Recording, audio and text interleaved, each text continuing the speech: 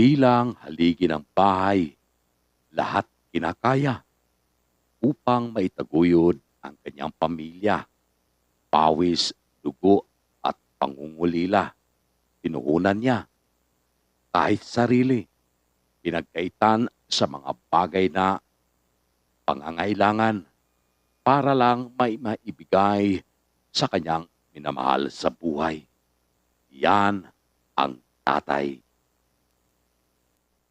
Tatanggap sa iyo ng buong buo.